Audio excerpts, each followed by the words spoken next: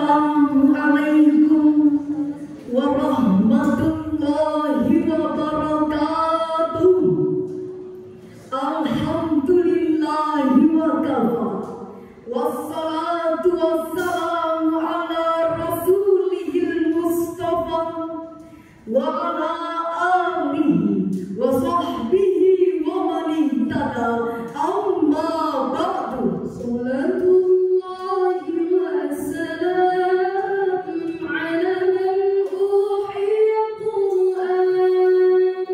Salatullahi wa salam ala man uhiya Qur'an wa ahli baitil kiram wa sahbihi dawil Qur'an wa ahli baitil kiram wa sahbihi dawil Qur'an. Dewan Hakim yang arif dan bijaksana, hadirin sebangsa dan setanah air yang kami banggakan. Abu Hamid Muhammad Al-Ghazali, seorang filsuf Islam terkemuka, mengatakan akhlak adalah tingkah laku yang dilakukan oleh manusia tanpa mempertimbangkannya terlebih dahulu. Hal ini hadirin berbanding terbalik dengan adanya arus besar globalisasi yang terjadi di Indonesia, mengakibatkan dekadensi nilai dan moralitas manusia. Kita perhatikan akhir-akhir ini kita dikejutkan dengan maraknya kasus perundungan atau kasus bullying.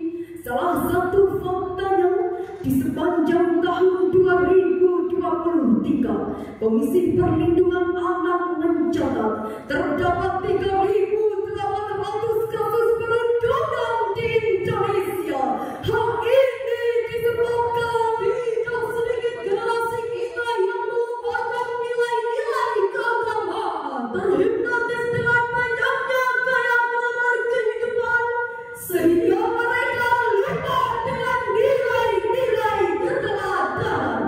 Menanggapi hal tersebut hadirin, pada kesempatan yang penuh dengan ukhuwah ini, kami hadir dengan judul Akhlak Rasulullah sebagai kunci perbaikan dekadensi moral, dengan rujukan firman Allah di dalam Al-Quran surah An-Nahl ayat 90 sebagai berikut.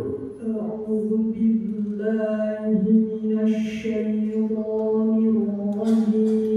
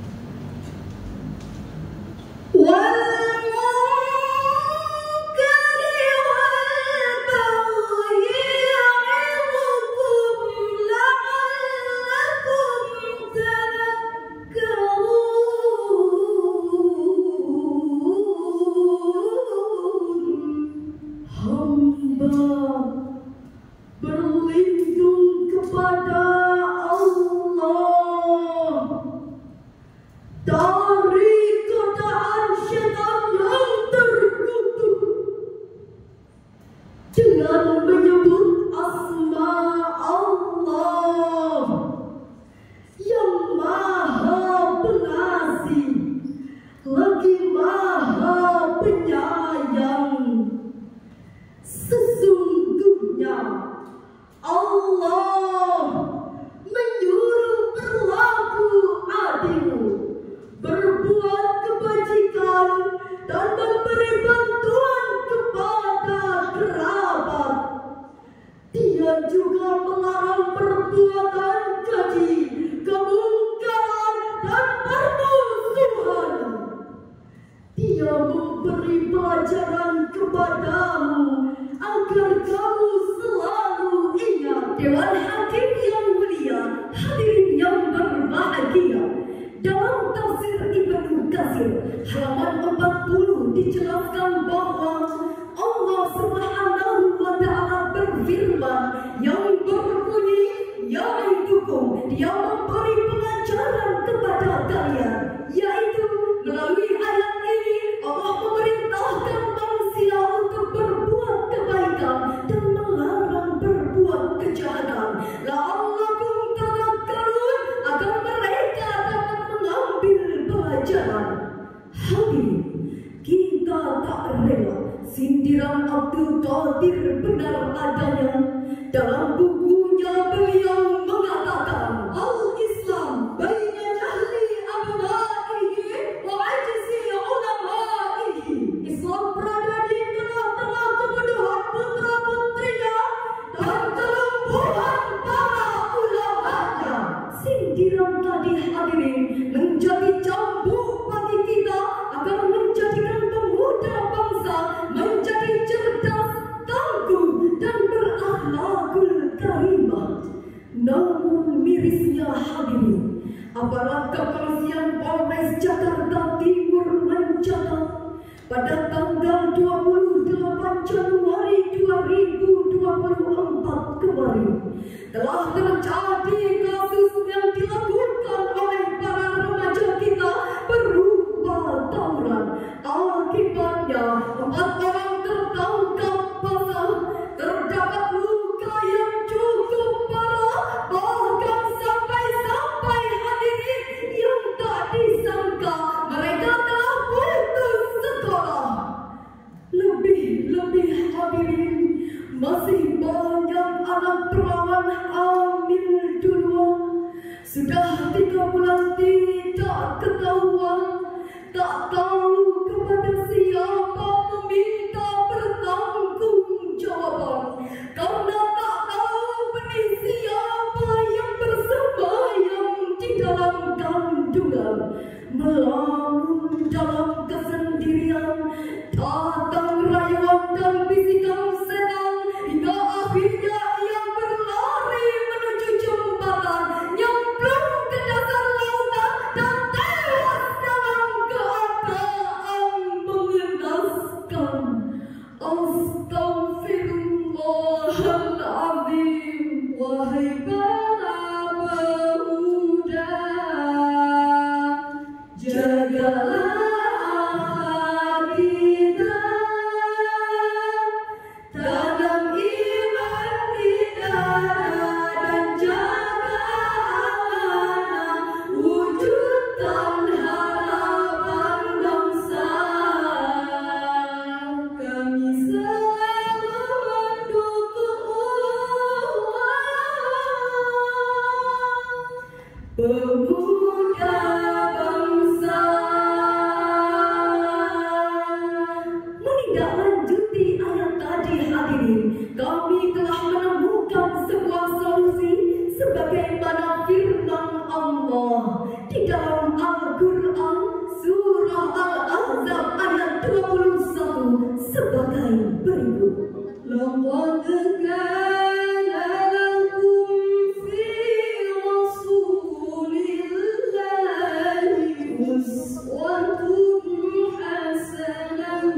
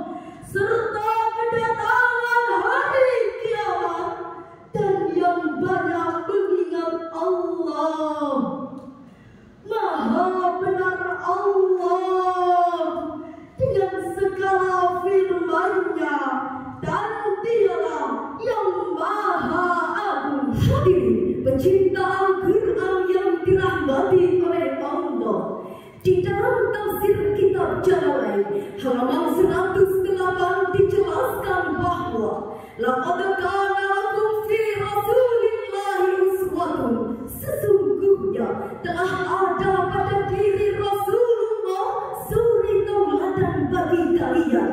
Ayat tadi juga merupakan ayat kecaman bagi orang-orang munafik bahwa mereka telah melakukan kemungkaran, padahal sesungguhnya Rasulullah suri tauladan, perbuatan yang mengandung kebaikan sehingga telah hadir pada dirinya kemuliaan yang luar biasa.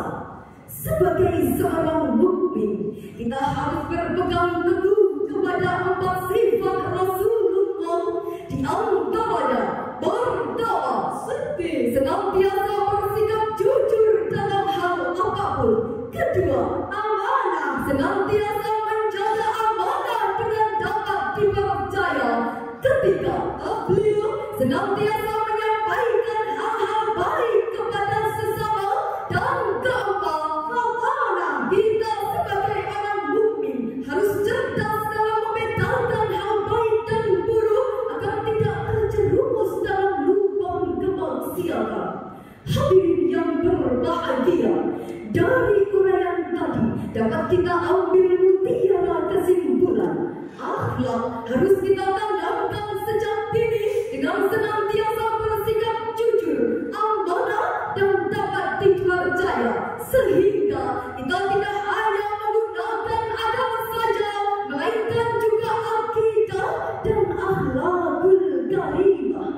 Akhirnya, hanya ini yang dapat kami sampaikan. Cabang MSI, para pesertanya saling beraksi. Cukup sekian.